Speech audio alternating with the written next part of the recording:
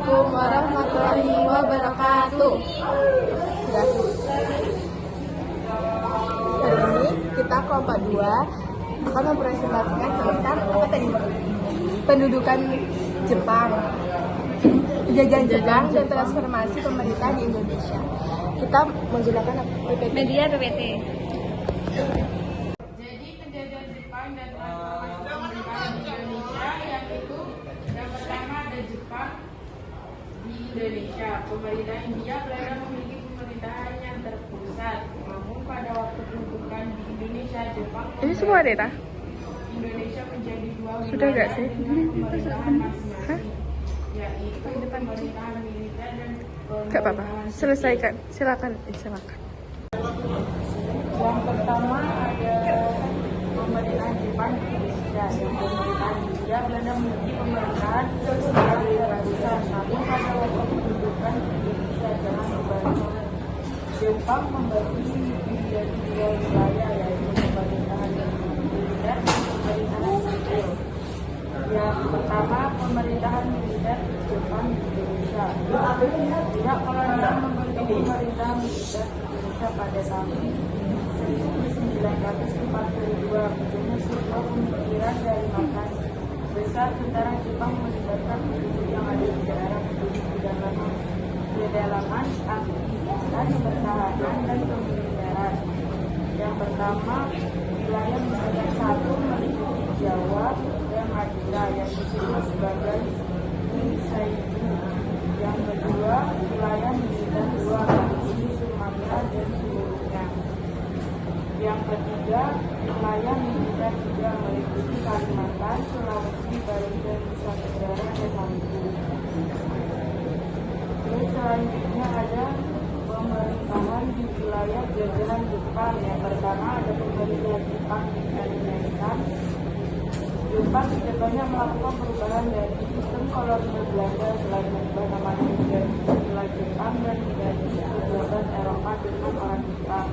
Yang kedua ada pemerintahan Jepang di Palembang. Jepang melakukan beberapa perubahan di jabatan tinggi seperti kepala presidenan, Sultan, wali kota, gubernur, bupati, senjol, hingga asisten presiden. Yang tadinya diisi oleh orang Belanda digantikan dengan orang Islam. Yang selanjutnya ada undang-undang. Yang pertama, gubernur jenderal pada masa Hindia Belanda dihapus dan segala kekuasaannya yang dahulu pegangnya diambil oleh Panglima Tentara Jepang di Jawa. Yang kedua ada para pejabat pemerintah sipil beserta pegawainya di masa Belanda tetap diakui kedudukannya. Yang ketiga ada badan-badan pemerintahan dan undang-undang di masa Belanda, tapi diakui secara sah untuk sementara waktu. Terus selanjutnya ada susunan pemerintahan militer. Yang pertama Kusrekan, Panglima Tentara. Yang kedua ada Saitan, Kepala Pemerintah Militer. Yang ketiga ada Unsaibu, Koordinator Pemerintah dengan tugas memulihkan ketertiban dan keamanan atau semacam itu.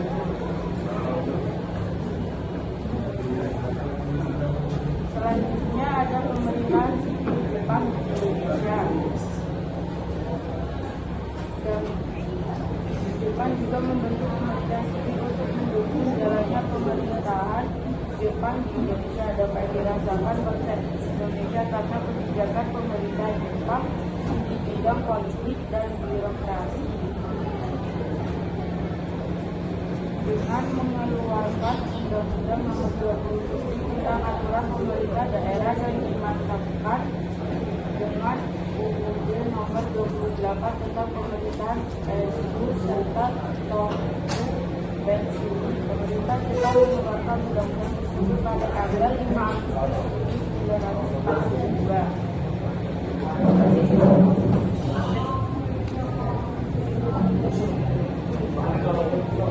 Selanjutnya adalah organisasi yang ada di masa pemerintahan Jepang.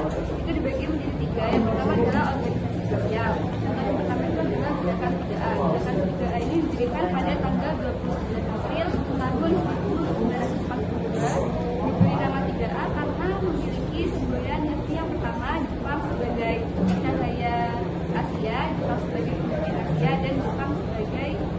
pelindung Asia. Selanjutnya ada Putra diberikan pada tanggal 16 April 1943, dipimpin oleh 4 serangkai, yakni yang pertama Ibu Soekarno, Muhammad Hatta, Mas Mansur, dan Ibu Dewa. Selanjutnya ada Jawa Musai didirikan pada tahun 1944, bertujuan untuk menghimpun rakyat dan memperkukuh penjalaan tanah air. Yang keempat ada MII didirikan pada tanggal 4 September. Nah, MII ini merupakan organisasi agama Islam yang bertujuan untuk membantu perang Asia Timur.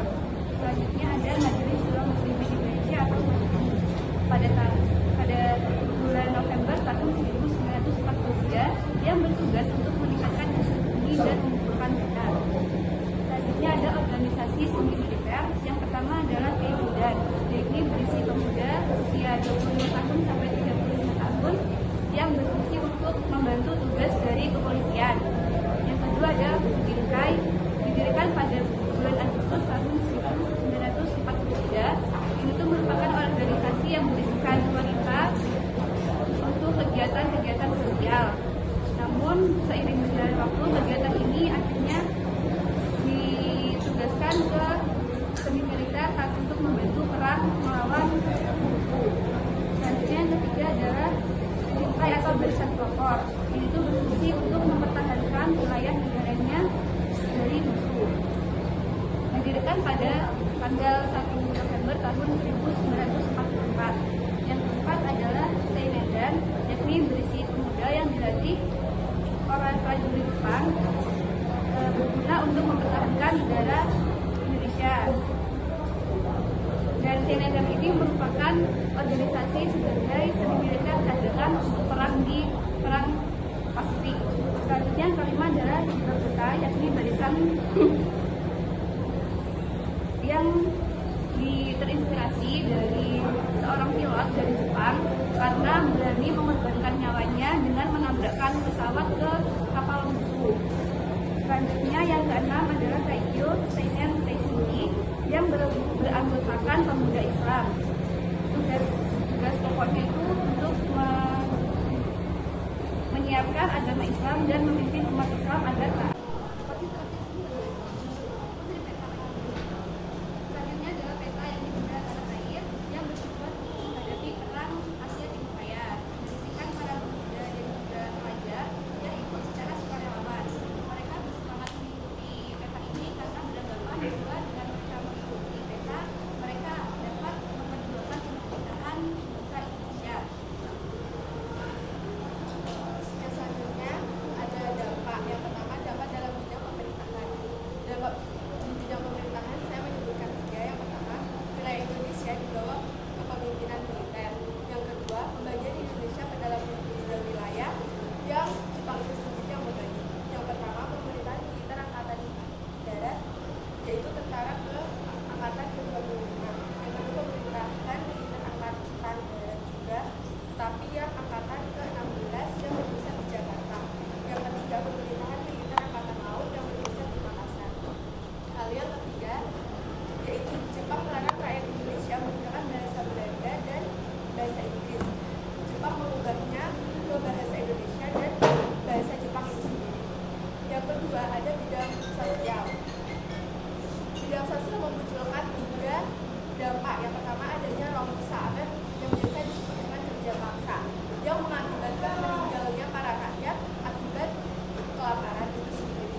Romusa dimobilisasi untuk pembangunan sarana perang yang tidak hanya di Indo, melainkan di Makassar, Burma, Thailand, Vietnam, dan Malaysia. Yang kedua ada introgasi, yaitu kerja bakti yang menyerupai dengan kerja paksa. Dan yang ketiga, Jibun Yanfu, yaitu perbudakan wanita yang dipaksa untuk mengikut para tentara Jepang. Lalu bidang militer.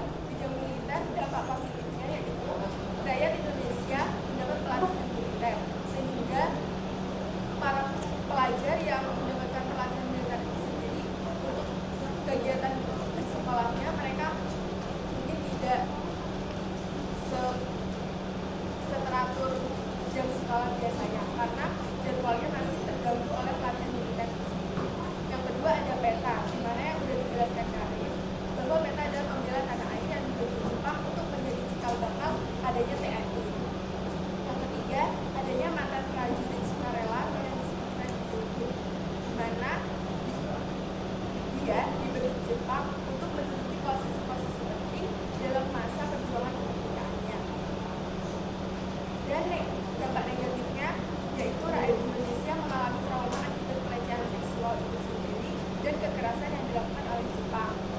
Lalu ada dalam bidang ekonomi. Yang pertama, menyita aset-aset ekonomi yang penting. Jepang menyita seluruh hasil perkebunan, yaitu melibatkan teh, kopi, tebu, dan karet. Jepang juga menyita para pabrik-pabrik, bank, dan perusahaan-perusahaan lainnya, sehingga bisa berdampak pada banyaknya lahan yang menganggur akibat tidak ada sumber daya yang bisa dikonsumsi oleh rakyat itu sendiri. Yang kedua ada melakukan pengawasan yang ketat. Jepang melakukan pengawasan ketat pada kegiatan ekonominya yang bersanksi berat dilakukan pada penggunaan dan peredaran sisa-sisa persediaan barang. Tapi pengawasan ketat ini bertujuan agar tidak terjadi meningkatnya harga barang. Dan yang terakhir, dalam bidang budaya dan pendidikan. Yang pertama, munculnya strata dalam masyarakat menggolongkan kelompok priai dan rakyat biasa. Yang kedua, mendirikan pusat kebudayaan guna mengawasi hasil seni para seniman agar tidak menyimpang. Yang terakhir, mengganti nama kota dari bahasa Belanda ke bahasa Indonesia, yaitu contohnya Buitenzorg, yaitu Bogor, Batavia, yang sekarang disebut dengan Jakarta. Jepang membagi 3 tingkat sekolah. Yang pertama, sekolah rakyat atau biasa disebut pada saat ini itu SD, sekolah dasar, yang disebut dengan Tokumin Gakko, yang ditempuh selama 6 tahun. Yang kedua, sekolah menengah pertama yang disebut dengan Sotojugakko, yang ditempuh dengan 3 tahun. SMA Kotojugakko yang ditempuh dengan 3 tahun.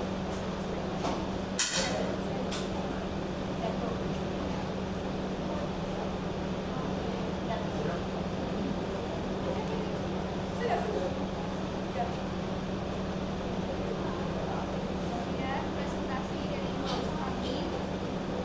Assalamualaikum warahmatullahi wabarakatuh.